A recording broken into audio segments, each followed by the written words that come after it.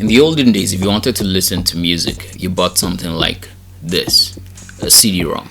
You took one of these, put it in your CD player, and now you could listen to whatever songs were in here. But something happened, an invention. With 1,000 songs in your pocket. There it is, right there.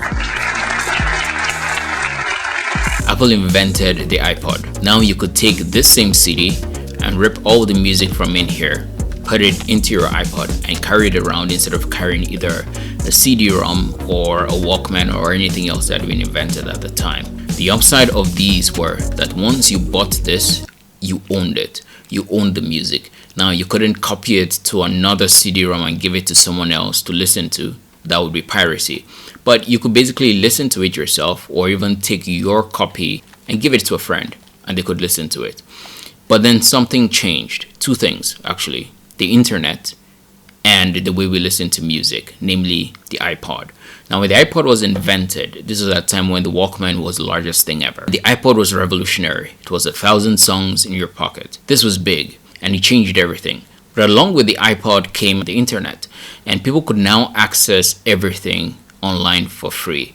So people took CD-ROMs, took the music out of them, and basically exported them into sites like Nasper, from where they could then distribute to their friends and even people they didn't know all over the world. The music industry saw themselves threatened. Before, you could basically buy one of these, and out of 10 songs, for instance, 2 of them were good and the rest were just bad. But you had to buy all 10 because you were buying a whole album. And so there came iTunes. Now, iTunes was actually a very good thing because iTunes took this new thing, the internet, and then took all this good music, put it on there, and then just charged you for all the good music. Now you didn't have to buy the crap as well. You could just buy the good stuff that you liked. Think about the good thing about iTunes too. You owned the songs. iTunes had a lot of restrictions to them, so you couldn't just use it anyhow you wanted. But largely, you had the music and the music was yours. That good music you liked, the timeless musics, you always had them. And then that changed. Streaming services started coming up like Spotify and Pandora. And what people liked about those was firstly the discovery nature of each service. You could listen and the algorithm would learn what you like listening to and recommend similar things to you. This could have just been done on iTunes. The problem with iTunes was too slow to innovate. The other thing good with streaming services was you got to listen to the whole song. It was a mistake in the first place for iTunes to only restrict your listening to just 30 seconds. Nobody ever makes a decision on a song in 30 seconds. They listen to the song once, twice, maybe even 3 times before they can decide as to whether they like this music or they don't. But then the subscription service industry realized that they could make much more money this way. You never own the music because you had the music on their platforms and it doesn't belong to you. You have to keep returning. But think about it. There's still some kind of rationale behind the streaming services. They offer some kind of value. They allow you to listen to this music optionally for free, just with some ads, and you can listen to it as much as you want. Now, streaming services like Spotify have this thing where you can't shuffle or you can't skip. You can't choose the music you want to listen to even on your own list unless you pay.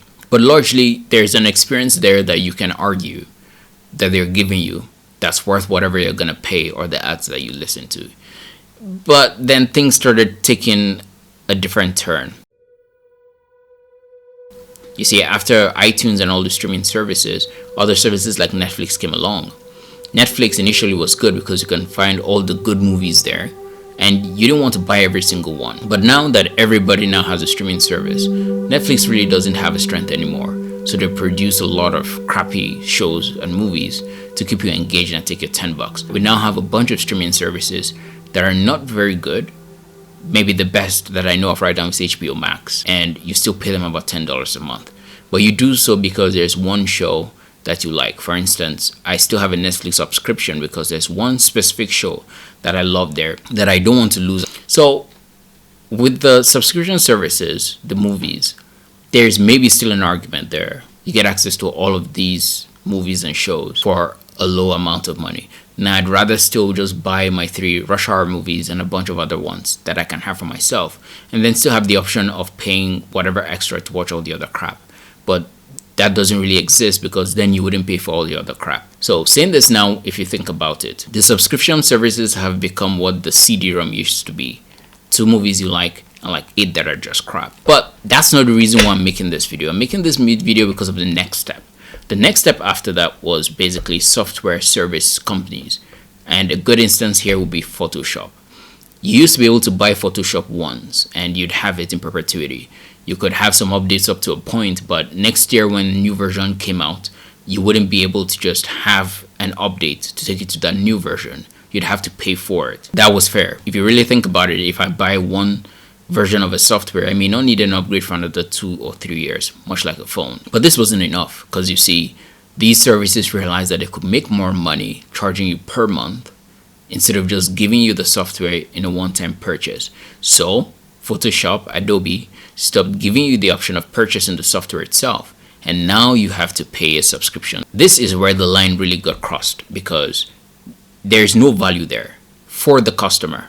There is nothing that you're giving in addition to the customer. We may not want all the updates and upgrades until another 1 or 2 years, but this structure is simply a profit motive structure where you kind of screw the customer as well, because I don't want to have to pay something every month.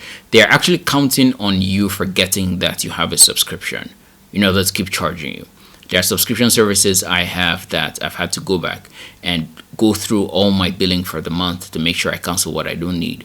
But they're counting on you subscribing and then just forgetting that you subscribed, and you keep it that way. It's a company-centric decision, not a customer-centric decision. But even that is not as egregious as the next one. The point of this video, before we get to Toyota, then HP came along as well, and HP saw how good the software service companies were making it and decided they wanted a piece of the subscription pie as well. So HP created ink cartridges that you could now put in your printer, and even if there's still ink in there, if you haven't paid the subscription for the month, you won't be able to print. Now that HP states that this is optional, you could opt for that kind of service, which may be cheaper for some people. I don't think it's about being customer centric. The price of ink is highly inflated because that's where they make most of their profit already. A good argument can be made that, hey, if the company is making profit, that's the point of a business, to make profit. I'm going to talk about that at the end. Here comes Toyota. Toyota decides that what we really want to do is we're not going to give you a key fob that can transmit to your car directly like your regular key fob. And the way this is going to work is that this key fob will not be able to switch on your car or open certain parts of the car, even if you're close to it like a normal key fob would, unless you pay a subscription. Now we're getting to new territory. There's absolutely no value added to the customer, but now you're going to charge them every month for a function that they could just put into your car like they've been doing, and you don't have to pay them monthly for it. You pay them as part of the car. A new vehicle already costs about 20 to 50 grand. This just looks like a cash grab from a large company. Now, the ultimate question is, isn't the point of a business to make profit? It is, but you make profit by providing service and value. You charge people according to the value that you provide.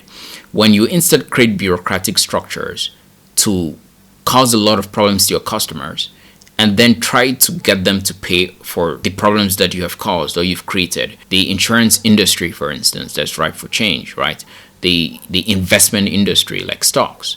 Where did Robinhood come from? Why are they always ripe for change? Because they set up bureaucratic structures to make profit for themselves and screw the customer in the process. Makes them ripe for destruction. And that's what's going to happen in this case. If these companies start taking these structures in order to benefit themselves and not the customer, a younger startup will rise up one day and take their lunch. They'll change things for the better for the customer, and now the customer is not being held under their gun. They get to choose which service they're going to go with. So they drop this old guard. They're a giant standing, waiting for the young David to come and take you down.